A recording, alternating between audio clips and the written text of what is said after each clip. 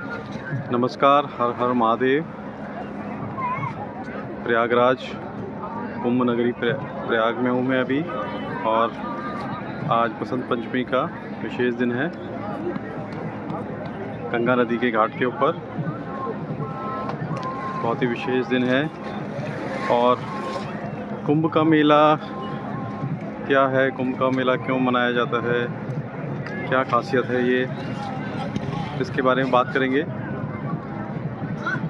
इस बार का जो महाकुंभ है, पूर्ण कुंभ जो है, वो बहुत ही विशेष है। 144 वर्ष के बाद ये परिस्थितियाँ बनी है। ये विशेष नक्षत्र बने हैं जब बृहस्पति और सूर्य विशेष स्थितियों के अंदर है, और ऐसा 144 वर्ष में होता है।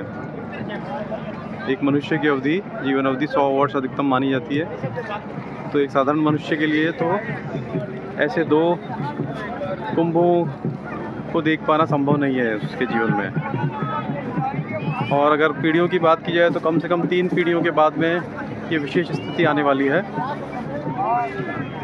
इस समय पूरा जो प्रयागराज है, जो कुंभ क्षेत्र है, वो एक तरीके से पूरा ही संगम का क्षेत्र बन गया है। जो संगम की जो ऊर्जा है वो संपूर्ण प्रयागराज में, जिसके कण कण में, हर स्थान पे वो दिव्यता बरस रही है। यहाँ पे हजारों लाखों साधु सन्यासी यहाँ पे आए हुए हैं, दिव्य आत्माएं यहाँ पे आई हुई हैं, महात्मा ज्ञानी जन जो पूर्ण मुक्त हैं, जो मुक्ति के मार्ग के ऊपर चल रहे हैं।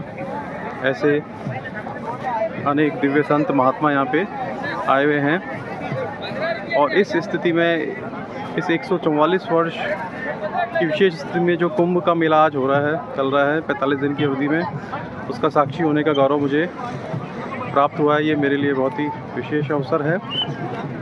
तो पूरी दुनिया भर के, सिर्फ भारत के ही नहीं, हजारों लाखों सन्यासी, साधु, नागा सन्यासी, अनेक अखाड़े, सिद्ध पुरुष यहाँ पे मौजूद हैं। बहुत सारे सिद्ध पुरुष स्थूल रूप में हैं और बहुत से सूक्ष्म रूप में हैं। लाखों दिव्य आत्माएं, गण, देवतागण, स्वयं महादेव यहाँ उपस्थित हैं। ऐसी विशेष स्थिति ये बनी है कुंभ की, संगम के तट पे, प्रयागराज के तट के ऊपर। और यहाँ पे आने का फ़ायदा क्या है? लोग बहुत एक चीज़ सोशल मीडिया पे ये पूछते हैं कि जो है कुंभ स्नान क्यों करना चाहिए, गंगा में क्यों नहाना चाहिए। उसका सीधा सा आंसर लोग देते हैं कि गंगा में नहाने से पाप धुल जाते हैं और कुंभ में जाने से पाप धुल जाते हैं। लेकिन इसको लोग एक्सप्लेन नहीं कर पाते हैं कि इसका क्या रीज़न हो सकता है, गंगा में नहाने से पाप कैसे धुल सकते हैं। इसको समझाना बड़ा मुश्किल है, इसका आंसर देना, लेकिन मैं प्रयास करता हूँ। वास्तव में क्या होता है कि जब हम ऐसे क्षेत्रों में आते हैं तो ये अध्यात्म क्षेत्र है, धर्म क्षेत्र है। इस धर्म क्षेत्र पे, अध्यात्म क्षेत्र पे हमारी जो ऊर्जा है, हमारी ऊर्जा साधारण दिनों से अलग होती है। हम हमारे शरीर के जो निचले केंद्र हैं, जो इच्छाओं के लिए जिम्मेदार हैं, है ना, मूलाधार है, जो कि बेसिक इंस्टिंक्ट से संबंधित है, मौलिक इच्छाओं से संबंधित है, वहाँ से हमारी जो चेतना है वो ऊपर की तरफ उड़ जाती है। भले वो किसी भी कारण से हो, भले हम भजन करें, सत्संग करें, यज्ञ करें, ध्यान करें। और ऐसे विशेष स्थानों पे, कुंभ के स्थान पे, जहाँ पे कि हजारों लाखों सिद्ध पुरुष मौजूद हैं जो मुक्त हैं, उनकी एक ऊर्जा है। और वह ऊर्जा इस जल के अंदर भी है। इस जल के भीतर जब ऐसे सिद्ध पुरुष स्नान करते हैं और साधारण लोग जब उस जल के संपर्क में आते हैं, तो वह ऊर्जा विशेष जो है वे उन्हें भी मिलती है। और उसका परिणाम क्या होता है कि वो, उनकी चेतना ऊर्ध्वगामी होती है। वो अपने बेसिक इंस्टिंक्ट से ऊपर उठ पाते हैं, मूलाधार से उनकी ऊर्जा उठती है। तो 99% समय हम मूलाधार पे रहते हैं, लेकिन ऐसी स्थितियों में हमारी चेतना ऊर्ध्वगामी होने लगती है और हम ऊपर के चक्रों पे हम जाते हैं। तो जो भी पाप कर्म कहते हैं कि जो हमने पाप किए हैं, गलत कार्य किए हैं, वो सब शरीर के स्तर पे किए हैं, मन के स्तर पे किए हैं। लेकिन जब चेतना ऊपर उठने लगती है और व्यक्ति जो है सहस्त्रार की ओर यात्रा करने लगता है, उससे पहले भी बहुत से चक्र आते हैं, तो उस स्थिति के अंदर निम्न केंद्रों पे जो ये नेगेटिव एनर्जी एकत्रित की गई गलत कर्मों के द्वारा या अपराधों के द्वारा, पाप के द्वारा, किसी भी प्रकार की, उसका कोई रिलेवेंस नहीं रह जाता, क्योंकि हमारी खुद की चेतना अब ऊपर उठ चुकी है और वो जो नेगेटिव एनर्जी है वो निचले चक्रों पे है, वो नल एंड वॉइड है। आपकी चेतना जब तक उन स्तरों पे नहीं है, अगर आप शरीर के स्तर पे जी रहे हैं तो पाप कर्म आपको प्रभावित करेंगे, उनका फल भोगना पड़ेगा। और लेकिन अगर आपकी चेतना ऊपर है, ऐसे कुंभ जैसे स्नान करने से या ध्यान के द्वारा, तो आपके लिए वो जो किए हुए कर्म है, संचित कर्म है, जो पिछले कई जन्मों के, इस जन्म के नहीं, अनेकानेक जन्मों के जो कर्म है, संचित कर्म है, कुछ संचयमान है, वो सारे कर्म नल एंड वॉइड हो जाते हैं, क्योंकि अब आपका चेतना का कॉन्शियसनेस का लेवल ऊपर उठा हुआ है। इसलिए कहते हैं कि ध्यान के द्वारा जो है कुंभ क्षेत्र में ध्यान करना चाहिए, कुंभ क्षेत्र में भजन करना चाहिए, आध्यात्मिक क्रियाएं करनी चाहिए। सिर्फ यही नहीं कि हम गंगा नदी में नहा लिए, वो भी अच्छी चीज़ है, उससे भी पवित्रता आती है, लेकिन साथ ही साथ हमें भीतर की यात्रा करनी चाहिए, क्योंकि मौलिक पर्पस हमारा इस तरह के जो पर्व जो भारत देश में मनाए जा गए हैं, जो हज़ारों साल से चल रहे हैं, है ना। कुंभ का मेला कोई साधारण मेला नहीं है, लगभग 10,000 वर्ष पूर्व से भारत में ये मनाया जा रहा है और 600 BC के आसपास से एविडेंस भी हमारे पास हैं, बौद्ध शास्त्रों में मिलते हैं। 400 BC में चंद्रगुप्त के समय जो चीनी यात्री आए थे, उन्होंने भी ये अटेंड किए थे। तो लगभग 10,000 वर्ष पूर्व से मनाया जाता है। और बृहस्पति जब कुंभ राशि में होता है और सूर्य जब विशेष मकर राशि में होता है, तब ये योग बनता है। हर 3 साल में योग बनता है, 12 साल में एक पूर्ण कुंभ आता है, और ऐसे 12x12 144 वर्ष में एक महान कुंभ आता है, जिसके कि हम साक्षी हैं, जिसके कि ये हज़ारों लाखों करोड़ों लोग साक्षी हैं। लगभग 45 करोड़ लोग साक्षी होने वाले हैं। पूरे भूमंडल की एक बड़ी जनसंख्या इस आध्यात्मिक मिलन, आध्यात्मिक संगम की साक्षी होने वाली है। और जो लोग इस वीडियो को देख रहे हैं, वो खुद भी मेरे द्वारा और जो दिव्य संत, जो जिनकी प्रेरणा से ये बोल पा रहा हूँ मैं, उन ऐसे दिव्य संतों की प्रेरणा से आप भी उसके साक्षी बनने जा रहे हैं। तो अगर आप कुंभ क्षेत्र में आते हैं तो ये ज़रूर ध्यान रखें कि साधना ज़रूर करें, कुछ गीता का पाठ करें, भजन करें, अपने आप को, अपने मन को निचले केंद्रों से ऊपर उठाएं। और जो कहते हैं ना कि पापों को धुलने का काम है, वो इसी तरह हो पाएगा। पाप धुलते नहीं है, वास्तव में पाप जो है नेगलेक्ट हो जाते हैं, नल एंड वॉइड हो जाते हैं, क्योंकि हमारी चेतना उच्च केंद्रों पर आ जाती है।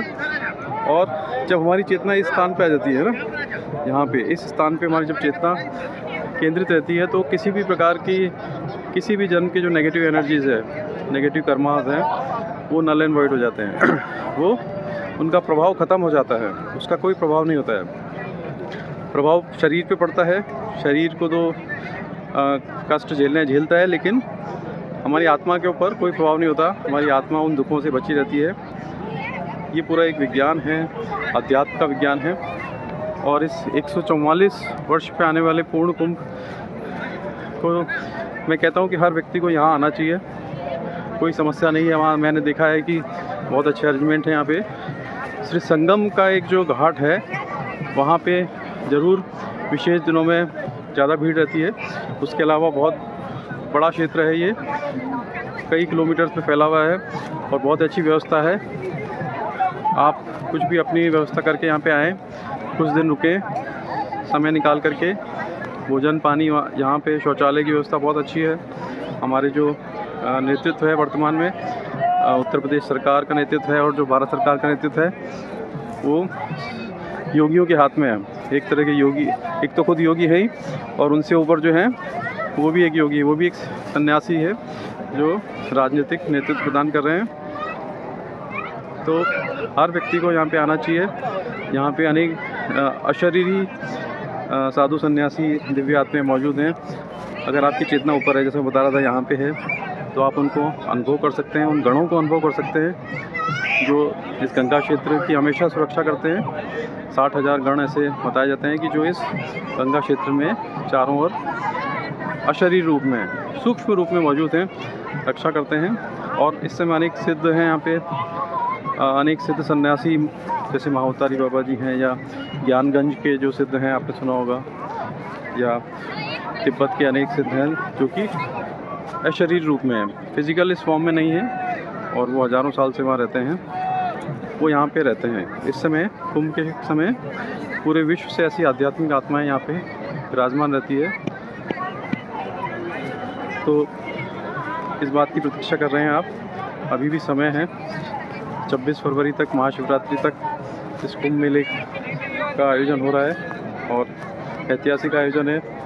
इस आयोजन की साक्षी बनिए, संभव हो पाए तो परिवार को साथ में लेके आएँ। छोटे बच्चों और बुजुर्गों की बात नहीं करता हूँ मैं, पर बाकी लोग जिनके लिए संभव है वो अपने परिवार के साथ यहाँ पे आएँ। परिवार के साथ नहीं आ सकते हैं तो मित्रों के साथ आएँ और यहाँ पे आके आध्यात्मिक अनुभव प्राप्त करें। आध्यात्मिक रूप से अपनी आध्यात्मिक यात्रा को या तो प्रारंभ करें या फिर उस यात्रा को आगे बढ़ाएं, क्योंकि हमारे जीवन का जो मुख्य लक्ष्य है वो यही है कि हमें आध्यात्मिक रूप से आगे बढ़ना है ना। हमारे जीवन का उद्देश्य जो है आध्यात्मिक रूप से हमारी यात्रा को आगे बढ़ाना है, मोक्ष की प्राप्ति, निर्वाण की प्राप्ति, यही हमारे इस जीवन का लक्ष्य है। 4 पुरुषार्थ हैं हमारे, धर्म, अर्थ, काम और मोक्ष। तो उसमें मोक्ष को जो है पूर्ण पुरुषार्थ बोला गया है, सबसे बड़ा पुरुषार्थ है मोक्ष का पुरुषार्थ। और अगर हम मोक्ष की दिशा में यात्रा नहीं कर रहे हैं तो मान लीजिए कि हमारा जीवन जो है वो नेगेटिव एनर्जी में जा रहा है, तो हम कभी भी वो आनंद, वो दिव्यता प्राप्त नहीं कर पाएंगे। हमारा स्वरूप सच्चित आनंद स्वरूप है, सच्चित आनंद, सत्य, चित और आनंद। सत्य मतलब रियल, चित मतलब कि कॉन्शियसनेस, आनंद मतलब कि ब्लीस।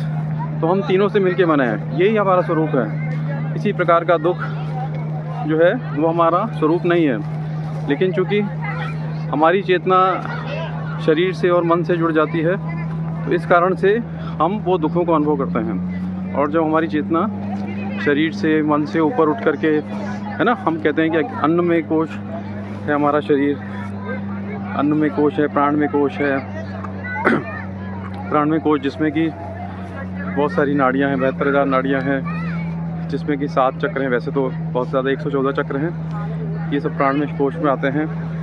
वनों में कोश मन है, तो शरीर और मन को तो हम समझते हैं, लेकिन हम प्राण में कोश को नहीं समझते हैं। इस तरह विज्ञान में कोश है उसके भी ऊपर और फिर आनंद में कोश।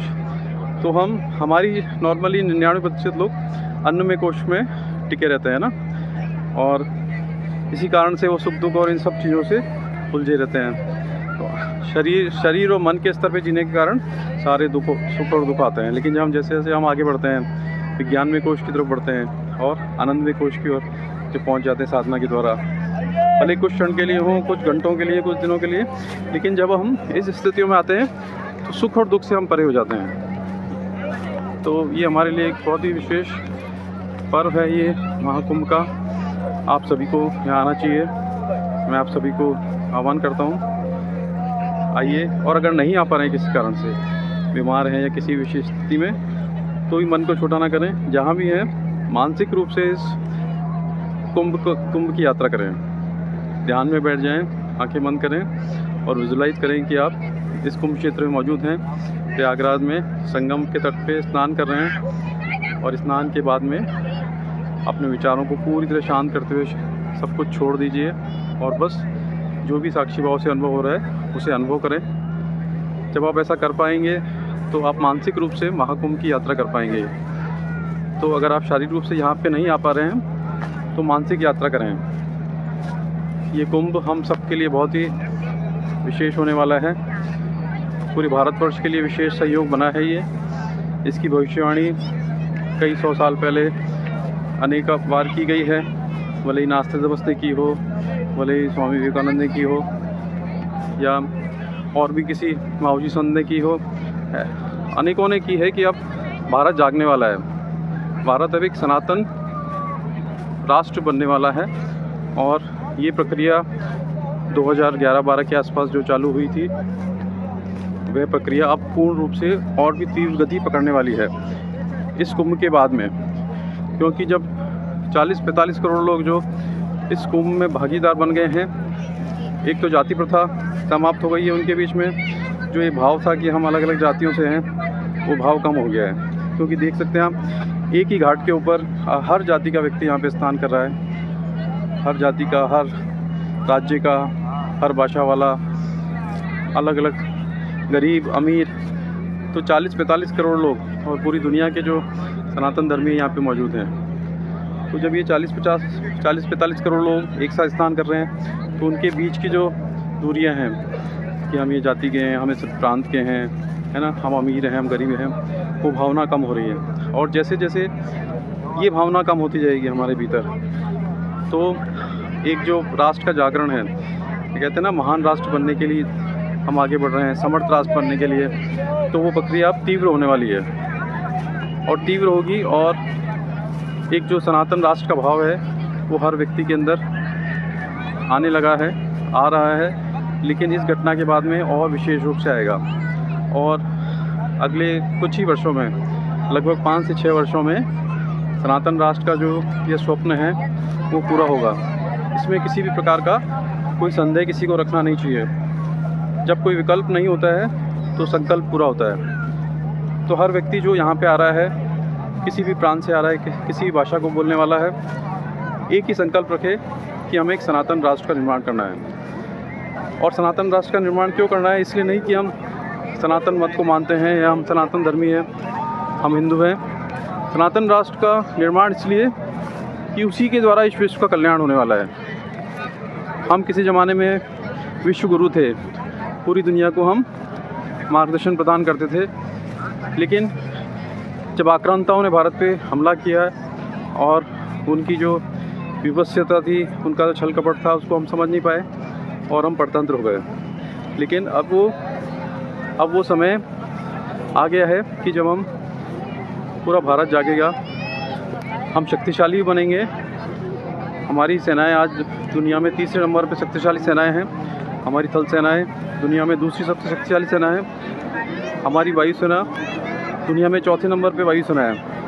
हम दुनिया की 3 सबसे बड़ी महाशक्तियों में सम्मिलित हैं। तो हम शक्ति के द्वारा भी हम एक महान राष्ट्र बनने जा रहे हैं। अर्थव्यवस्था में हम दुनिया की तीसरी अर्थव्यवस्था बनने जा रहे हैं। और अगले कुछ वर्षों में, अगले 20 वर्षों में हम प्रयास करेंगे कि हम अर्थव्यवस्था में दुनिया में नंबर 1 पे पहुँचें। और ऐसे में जब ये सनातन राष्ट्र का भाव जागृत होने वाला है, ये जो भाव है ये अगले कुछ वर्षों में बहुत विस्तार लेगा। और ये जो राष्ट्र है ये एक सनातन राष्ट्र बनेगा। ये 144 वर्ष में जो महाकुंभ आया है, यहाँ से मैं इस बात को सिर्फ दोहरा रहा हूँ।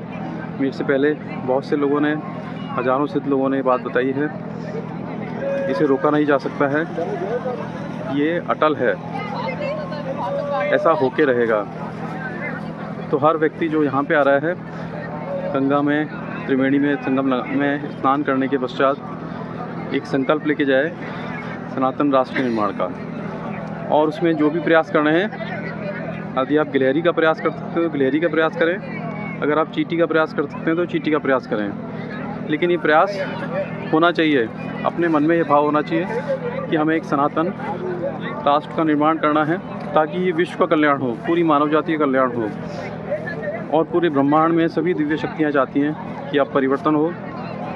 जो पिछले 400, 500, 1000 साल में जो पाशविकता इस धरती पे व्यापक थी, अब उसके समाप्त होने का समय आ गया है। आप सभी के लिए ये विशेष जो दिन है, कुंभ के जो 45 दिन है, वो आप सभी के लिए मंगलमय हो, ऐसी मेरी कामना है। जय हिंद, जय भारत, हर हर महादेव, भारत माता की जय, जय श्री राम, सनातन धर्म की जय हो, सनातन राष्ट्र की जय हो, सनातन राष्ट्र का उदय हो। धन्यवाद।